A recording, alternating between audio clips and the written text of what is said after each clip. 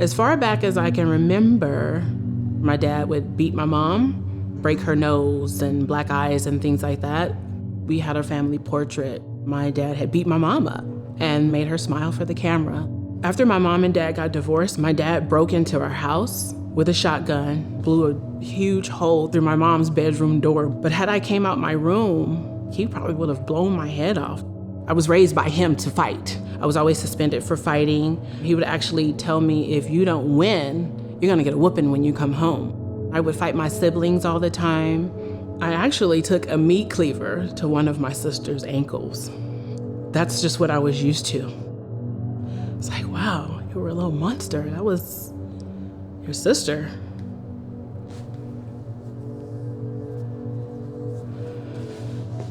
In 2010, my mother passed away.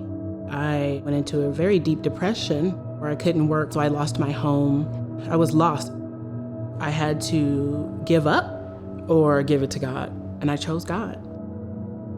My father reached out to me to live with him. After about a year, there was 1 month where I couldn't pay the full amount. That's when things just really started to get really hostile. His wife would take the oven racks out of the oven. We would have a battle sometimes with the heater. I would turn it on, she would go in and turn it off. We couldn't use the water to take baths or showers. They said they wanted me to get out. And one day, I picked my daughter up from school and came back that evening, and they had just changed the locks.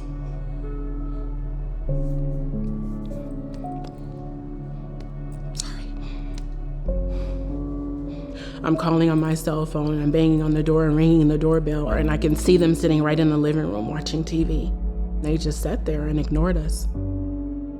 I drove to Walmart, the parking lot, and I said, we're just going to have to sleep here.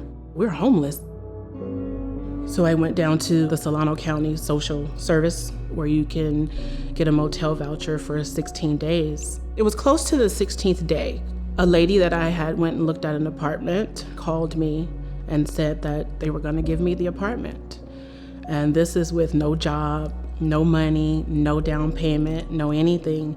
God had to be in the midst of all that, because who does that? I was in a Bible study one night at the Salvation Army. The pastor asked for prayer requests, and so I put mine out there, and he had this look on his face like, really, you're looking for a job? Well, what do you do? What is your background? And so I told him, and he's like, give me your resume. Ended up getting the job here. Mind you, I had moved in that apartment with nothing, no income or anything in May, and June 3rd, I had a job. Again, that was God, just aligning everything up for us to be there. Sorry. Just like all these emotions and stuff are really coming up for me right now. So now I am the Human Resources Generalist here for the Salvation Army Crop Center. I began to sing on the worship team here. I'm in a really good place. I'm happy. God, it's your will. Whatever you have in store, it will be. And that's the way I approach things now.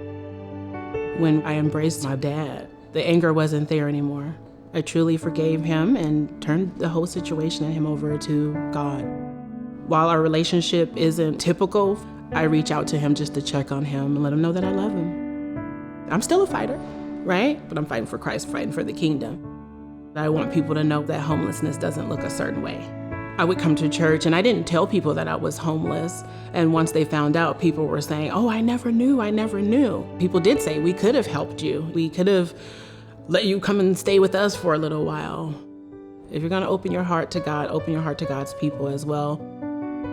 Once you really are open to God, he begins to show you who he is and that he's there and that he's present. So if you have nothing else to hold on to that.